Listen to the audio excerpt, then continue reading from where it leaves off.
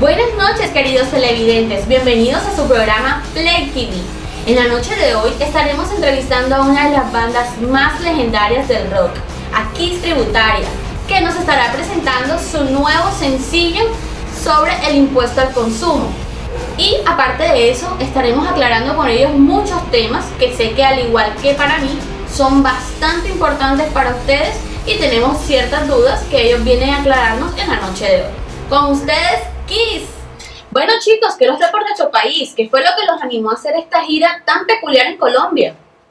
Hola Camila, yo soy Kill Stanley y bueno, básicamente quisimos realizar este tour tributario porque consideramos que el tema del impuesto al consumo o impoconsumo es muy importante para el desarrollo de este país. Así es, Cami. Mi nombre es Ever Friendly, yo soy el guitarrista y en este caso, como somos figura pública, quisimos aportar nuestro granito de arena con nuestra música, dando a conocer este tema que es tan importante. Qué bien, me parece espectacular esta iniciativa, porque les confieso, yo soy bastante ignorante en este tema. Yo tengo entendido que el hipoconsumo es el impuesto que pagamos en los restaurantes, pero me parece genial que nos explicaran un poco más acerca de este tema.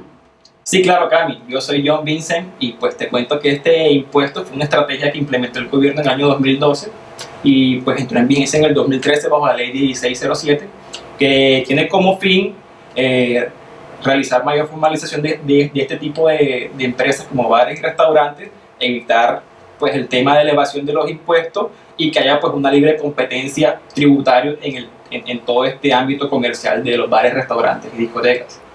Muchas gracias, John, por tu explicación, pero la verdad me surge ahora otra duda. ¿Qué clase de negocios son los que se encuentran obligados a pagar este impuesto? Bueno, Camila, el impuesto al consumo tiene como hecho generador la prestación o la venta al consumidor final o la importación por parte del consumidor final de los siguientes servicios y bienes. Primero, la prestación de los servicios de telefonía móvil, internet y navegación móvil y servicio de datos según lo dispuesto en el artículo 512-2 del Estatuto. 2. Las ventas de algunos bienes corporales muebles de producción doméstica o importados según lo dispuesto en el artículo 512-3, raya 4 y raya 5 del Estatuto Tributario. No se aplicará a la venta de los bienes mencionados en los artículos 512-3 y 512-4. Si son activos fijos para el vendedor, salvo que se trate de los automóviles y demás activos fijos que se vendan a nombre y por cuenta de terceros y para los aerolíneos. 3. El servicio de expendio de comidas y bebidas preparadas en restaurantes, cafeterías, heladerías, autoservicios, fruterías, panaderías y pastelerías para consumo en el lugar para ser llevadas por el comprador o entregas a domicilio. Los servicios de alimentación bajo contrato y servicios de expendio de comidas y bebidas alcohólicas para consumos dentro de bares, tabernas y discotecas, según lo dispuesto en los artículos 512-8, 512-9 hasta el raya 13 del Estatuto Tributario, y ese para que involucre o no actividades bajo franquicia, concesión, regalía, autorización o cualquier otro sistema que implique la explotación de intangibles. Bueno, pero la verdad es que ahora me surge otra duda. ¿En qué momento nosotros como consumidores vemos reflejados este cobro? Bueno, este impuesto se causa al final de la prestación del servicio. También lo puedes ver en la expedición de la cuenta de cobro, el tiquete de registradora, la factura o el documento equivalente expedido por el responsable al consumidor final. ¿Quién es el responsable? Es el prestador del servicio de telefonía móvil, el expendedor de bebidas y comidas, el vendedor de bienes de consumo, y en la venta de los vehículos es la persona que se encarga de la intermediación profesional entre las partes. Buenos queridos televidentes, llegó la hora de un corte de comerciales, pero no se muevan porque al regresar seguimos con mucho más información con Kiss Tributario.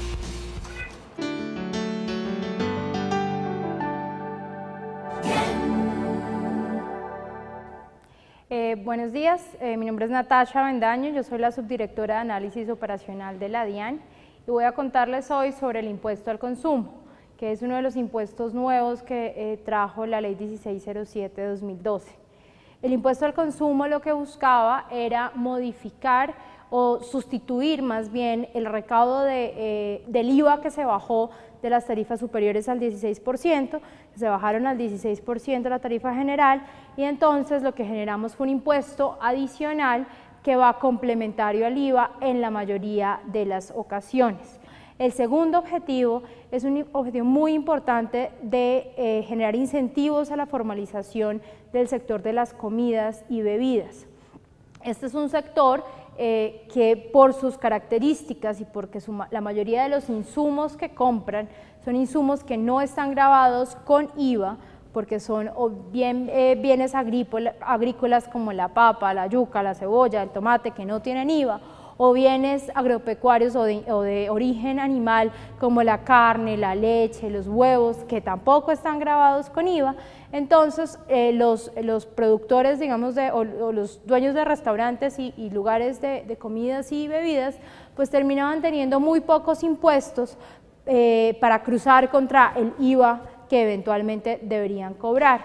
Y en esa medida se generaba un desincentivo a la formalización, porque para poder cobrar el IVA les tocaba prácticamente asumirlo todo a ellos. Entonces acá lo que se buscó fue generar una herramienta para que por un lado se puedan volver formales y cumplan con los impuestos nacionales de los que deben estar cubiertos, pero por el otro lado para que sea un mecanismo fácil de poder cumplir con esas obligaciones.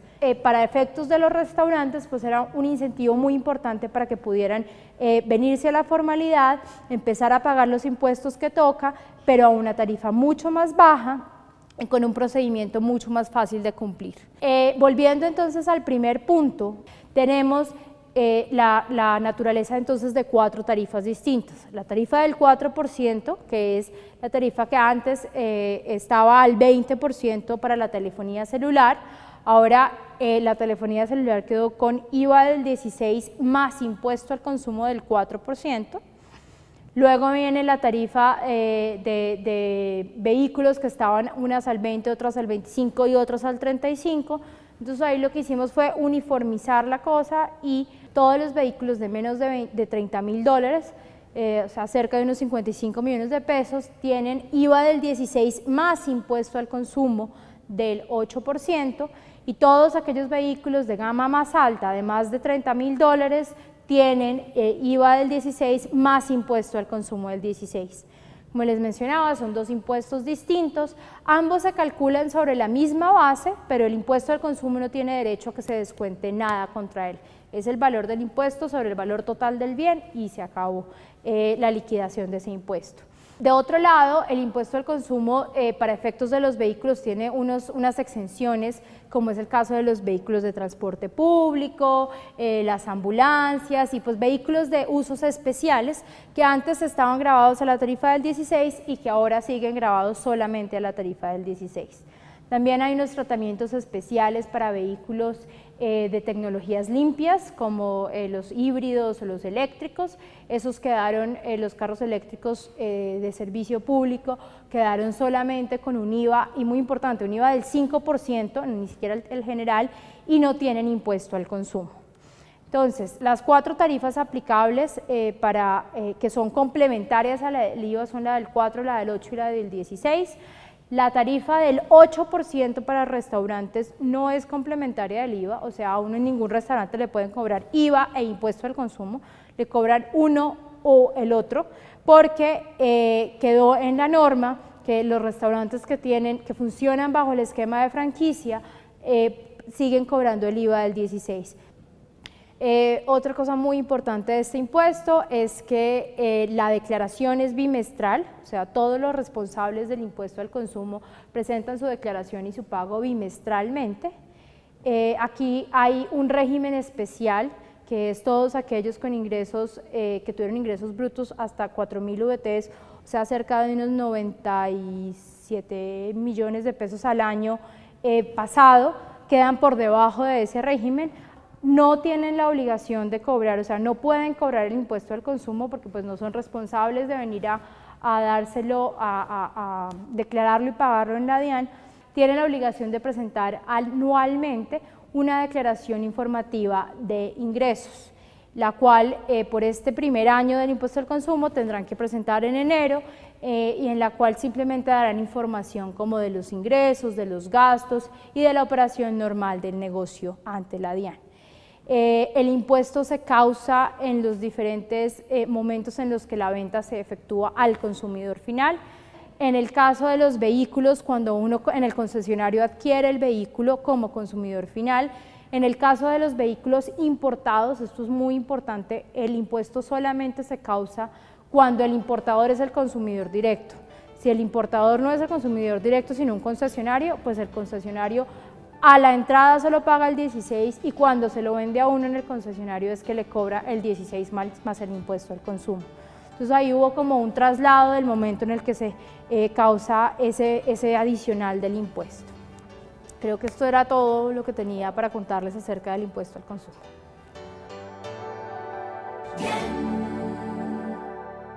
O sea que aparte del impuesto de la renta, también hay que pagar el impuesto del consumo. ¡Oh! Eso es fácil. Eso es uno de los puntos de la gran importancia que queremos aclarar. Nada más y nada menos que el impuesto de consumo constituye al comprador un costo deducible del impuesto sobre la renta como mayor valor. Además de eso, del bien o servicio adquirido. Pero hay que aclarar que en el IVA no genera impuesto descontable. Bueno, al igual que yo, sé que muchos de nuestros televidentes tienen una gran duda y es ¿qué le sucede a las personas que no cancelan este impuesto? Bueno, mira, sobre este tema, el artículo 402 del Código Penal nos dice que las personas que no cancelen dentro de la fecha fijada por el Gobierno Nacional incurrirá a prisión de 40 a 108 meses y una multa equivalente del doble de lo consignado, pero que no supere el equivalente a 1.002.000 VT.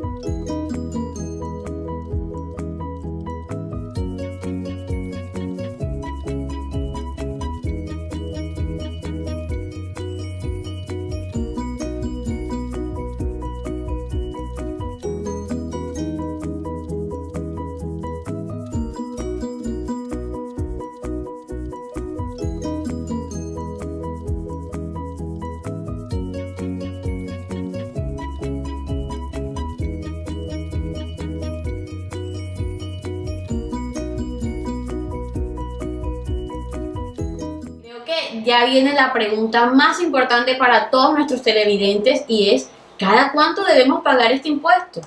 Bueno, Cami, te cuento, este impuesto siempre es bimestral, cada 2 meses. Cabe aclarar que existen unas excepciones, como cuando la empresa se liquida o termina durante el ejercicio. El estatuto, en el artículo 595, nos establece pues, unas fechas específicas para liquidarlo. Igual también cuando la empresa inicia durante el ejercicio. Este mismo estatuto pues, nos establece una fecha para liquidar dicho impuesto. Pero ahora me surge otra duda. ¿Y cuáles son las tarifas vigentes para liquidar este impuesto al consumo? Pues son fáciles. Son bastantes tarifas, pero vamos a mirarlo de la siguiente manera. Por ejemplo, para la telefonía móvil, que todos de por sí usamos telefonía móvil, tenemos un 4%. Todas aquellas personas que tengamos la oportunidad de tener un celular o que tengamos la oportunidad de tener un plan de telefonía, nos van a ver que en su factura les llega un impuesto al consumo del 4%. Para todos los que vamos a un restaurante, todos la verdad que vamos a un restaurante, lo que son restaurantes, 8%. Usted se preguntará, ¿tanto paga uno? Sí, 8% estamos pagando en los restaurantes. En bares también podemos pagar un 8%, porque prácticamente es el mismo impuesto como si estuviéramos en un restaurante. Además de eso, en lo que son las tabernas y discotecas a la cual todos vamos, tenemos que pagar también un 8%. ¿Correcto? Ahora, eso es lo que más normalmente uno tiene, lo que normalmente uno va. Pero si miremos otros puntos, tales como los vehículos o automóviles de tipo familiar, por ejemplo, los camperos, las pick-up, cuyo valor como tal no es superior a 30 millones de pesos como tal, con sus accesorios tienen un impuesto al consumo del 16%. Además de eso, por ejemplo, uno que tenga un valor superior a 30 millones también tendrá hasta el 16%. Otras cosas como globos dirigibles, tú sabes que nos pasa que hicimos la gira, muchachos, ¿se acuerdan? Sí, claro. Y en el planeador. ¡Oh, espectacular! ¿Tú sabes? Entonces, ¿qué hicimos? Tienen un costo del 16% también, ¿se acuerdan? O sea, hay que recordar ese viaje tan bacano. Y también, por ejemplo, como las demás cosas, como las aeronaves, ¿cierto? Los helicópteros, aviones, tanto que nos gusta viajar, ¿cierto? También tienen un impuesto del 16%. En el avión que nosotros compramos, también pagamos en el jet. Aquí tenemos un vivo ejemplo de lo que podríamos encontrar en el impuesto al consumo en un restaurante. Por ejemplo, si pedimos un lomo de cerdo, 2 bandejas paisas y 3 bebidas refrescantes, encontraremos una factura de la siguiente manera. El lomo de cerdo en salsa, un valor de 15.000 pesos. Cada bandeja paisa costará 15.000 y las 2 serían ¿cuánto? 30.000 pesos. Además de eso, las bebidas darían un valor total de 6.000. Todo esto para un subtotal de ¿cuánto? De 51.000 pesos. Ahora, recordemos que la propina, que de por sí es algo que usted quiere, la puede entregar, es decir, voluntaria, tendría un costo de 5.100 pesos, es decir, el 10% del total de la factura. Recuerde que lo puedes entregar sí o no. Sin embargo, el impuesto al consumo va gravable con un 8%, porque recuerden que para restaurantes, para bares y todo lo que va relacionado a comidas, es un 8%. Esto daría 4.080 pesos. Ese 4.080 pesos es del 51.000 pesos. ¿Cuánto daría toda la cuenta? 60.200 pesos. Aquí encontramos reflejado todo lo que es el impuesto al consumo. Un vivo ejemplo de que el 8% que se paga en bares y restaurantes.